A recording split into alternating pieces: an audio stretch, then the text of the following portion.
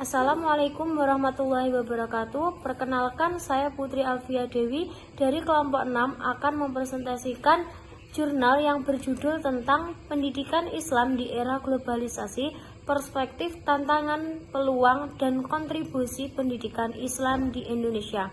Nah, di sini saya pemateri pertama akan menjelaskan tentang perkembangan pendidikan Islam di Indonesia, khususnya di era globalisasi, memiliki skala tantangan yang berbeda-beda dibandingkan dengan perkembangannya pada tahun 1990.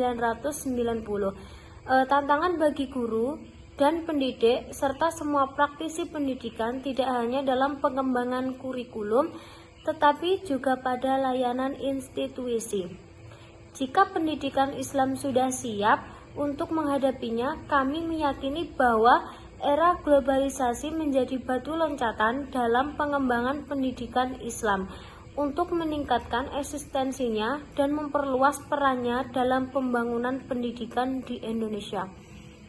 Selanjutnya, pendidikan sangat terkait dengan globalisasi dan tidak dapat merelatifkan proses globalisasi. Nah, di era globalisasi ini, Indonesia harus mereformasi proses pendidikannya untuk menciptakan sistem pendidibel, sehingga lulusan dapat secara efektif memisahkan diri dari masyarakat yang demokratis global.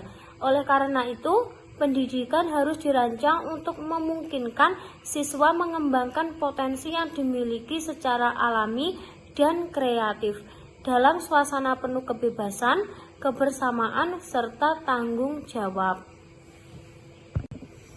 Selanjutnya, dalam globalisasi, tuntutan hidup yang semakin tinggi mempengaruhi kecenderungan manusia untuk hidup materialisme, gaya hidup konsumerisme, dan hedonisme, melakukan kekerasan, dan penggunaan narkoba.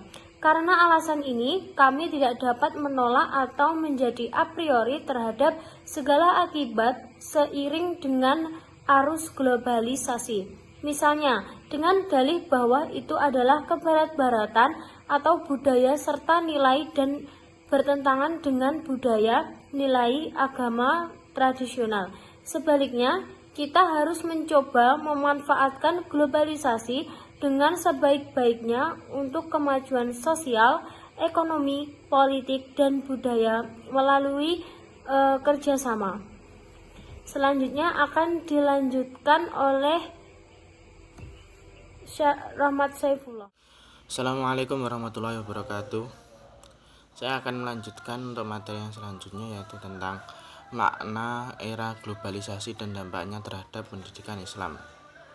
Globalisasi secara umum, sebagaimana disebutkan oleh Stemka, adalah prosa untuk menyatukan dunia, yang berarti bahwa semua orang di dunia akan menyampaikan satu sama lain dalam semua aspek kehidupan, termasuk ekonomi, budaya, dan politik yang secara harfiah mengglobal.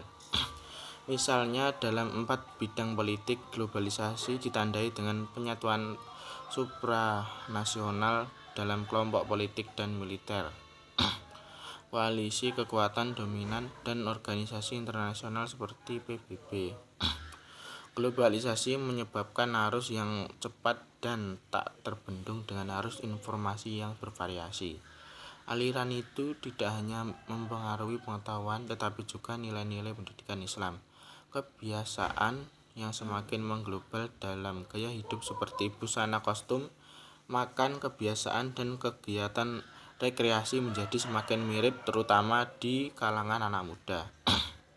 Hal ini berimplikasi pada sosial, aspek ekonomi, dan agama.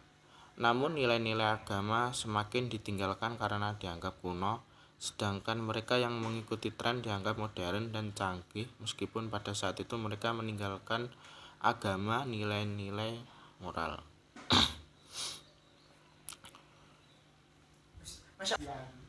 Globalisasi membutuhkan persiapan dalam persaingan kehidupan global.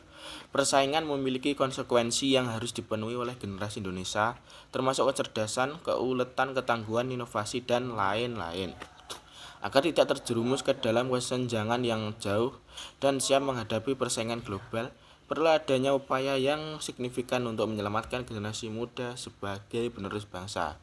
Untuk mencegah pengaruh globalisasi, salah satu upaya yang dilakukan adalah melalui pendidikan, khususnya pendidikan Islam. Sekian yang dapat saya sampaikan.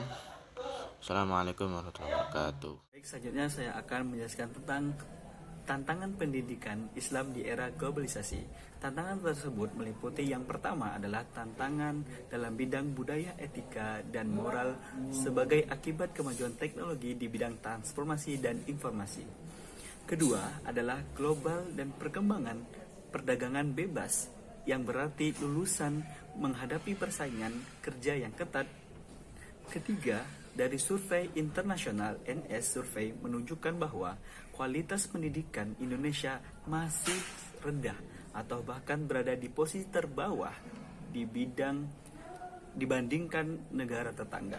Nah, dan yang keempat adalah masalah modal sosial yang rendah, yang intinya dari kepercayaan melindungi dan membentuk anak termasuk kognitif, efektif, dan psikomotorik di sekolah. Bagaimana pemerintah merancang kurikulum dan bagaimana sekolah mengimplementasikan setiap indikator dalam pengajaran dan proses belajar.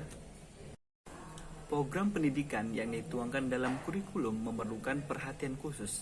Pengertian kurikulum adalah segala kegiatan dan pengalaman pendidikan yang direncanakan dan diselenggarakan oleh lembaga pendidikan bagi peserta didiknya, baik di dalam maupun di luar sekolah, dengan tujuan untuk mencapai tujuan pendidikan yang telah ditentukan. Terima kasih. Assalamualaikum warahmatullahi wabarakatuh. Perkenalkan, nama saya Siti Komaria dari kelas EIL. Nah, di sini saya akan melanjutkan materi mengenai tantangan pendidikan Islam di era globalisasi. Nah, perlu kita ketahui bahwasanya ada beberapa tantangan yang dihadapi dalam pendidikan Islam, yaitu yang pertama yaitu dari segi internal dan juga dari segi eksternal. Nah, telah dijelaskan sebelumnya mengenai dari aspek eksternal mengenai tantangan pendidikan Islam, yaitu yang pertama globalisasi, yang kedua demokratisasi, dan liberalisasi Islam. Nah, saya tidak akan mengulas mengenai itu, namun saya memberikan sedikit ulasan saja mengenai itu tadi, yaitu tantangan globalisasi ini sangat berpengaruh dalam pendidikan Islam. Nah, karena apa? Globalisasi ini. Nah, dari materi sebelumnya kita kan sudah dijelaskan mengenai tantangan-tantangan pendidikan Islam di era globalisasi.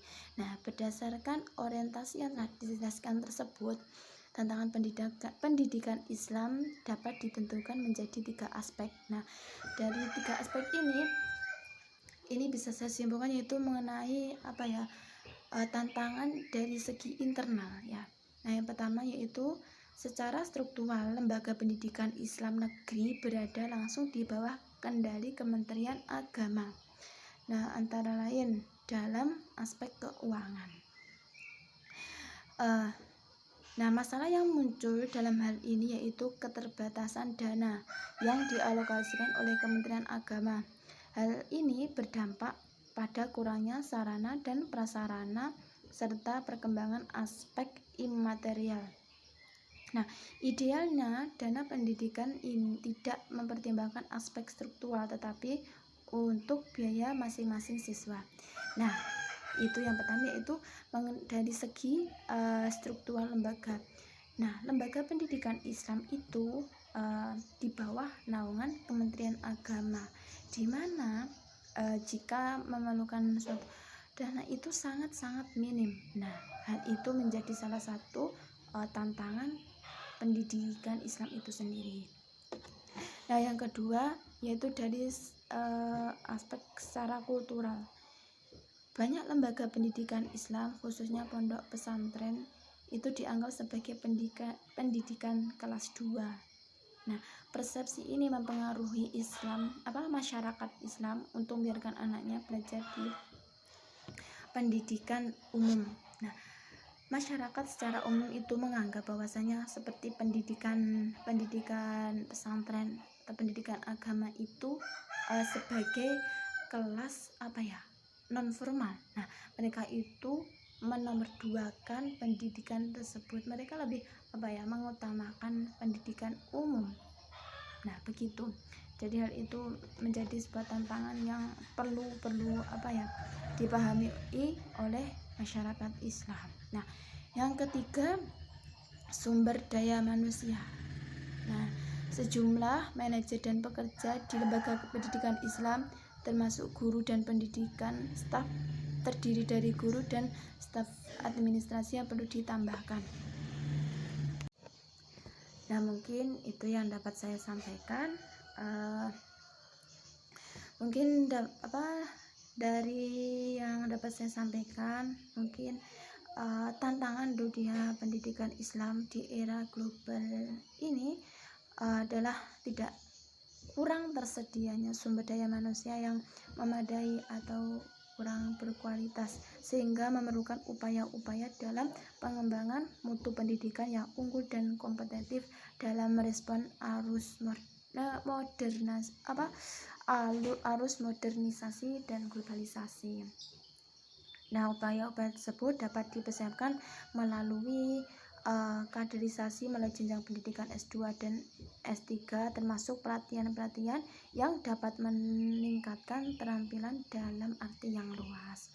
Mungkin cukup itu yang dapat saya sampaikan. Akhiran, wassalamualaikum warahmatullahi wabarakatuh. Memanfaatkan peluang dan merancang strategi pendidikan Islam di era globalisasi. Untuk menghadapi era globalisasi dan untuk menghasilkan sumber daya manusia yang berkualitas, perlu dirancang pendidikan strategi pengembangan, yaitu yang pertama, mengutamakan model perancangan pendidikan partisipatif berdasarkan penilaian kebutuhan dan karakteristik masyarakat. Partisipasi masyarakat dalam perencanaan pendidikan merupakan tuntutan yang harus dipenuhi. Yang kedua, peran pemerintah bukan sebagai penggerak penentu dan penguasa dalam pendidikan, tetapi berperan sebagai katalisator, fasilitator, dan pemberdayaan masyarakat.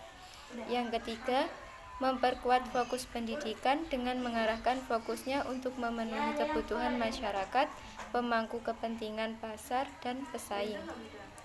Yang keempat yaitu memanfaatkan sumber daya eksternal, outsourcing, memanfaatkan berbagai potensi sumber daya pembelajaran, pendidikan yang ada, lembaga masyarakat, perusahaan atau industri, dan lembaga lain yang sangat konsen terhadap pendidikan. Yang kelima, memperkuat jaringan kerjasama dan kemitraan dengan berbagai pihak dari instansi pemerintah dan lembaga non-pemerintah serta lembaga dalam dan luar negeri. Selanjutnya, kontribusi pendidikan Islam di era globalisasi. Meskipun pendidikan Islam menghadapi tantangan yang cukup berat di era globalisasi, namun sebenarnya memberikan kontribusi yang signifikan terhadap kemajuan pendidikan di Indonesia. Dari semua kontribusi tersebut, ada dua kontribusi besar yang diperoleh, yaitu pembangunan karakter dan kontribusi sistem perennial. Yang pertama adalah membangun karakter. Tidak dapat dipungkiri, pendidikan Islam institusi kontribusi besar dalam membangun karakter santri, karena sistem pesantren yang diterapkan oleh pendidikan Islam lembaga cukup dapat membentuk karakter siswa. Tujuan pendidikan Islam adalah tercapainya manusia yang baik dan benar, yang menyembah Allah dalam arti sebenarnya istilah, yaitu membangun struktur kehidupan duniawinya menurut syariah hukum Islam dan menggunakan untuk mempertahankan imannya.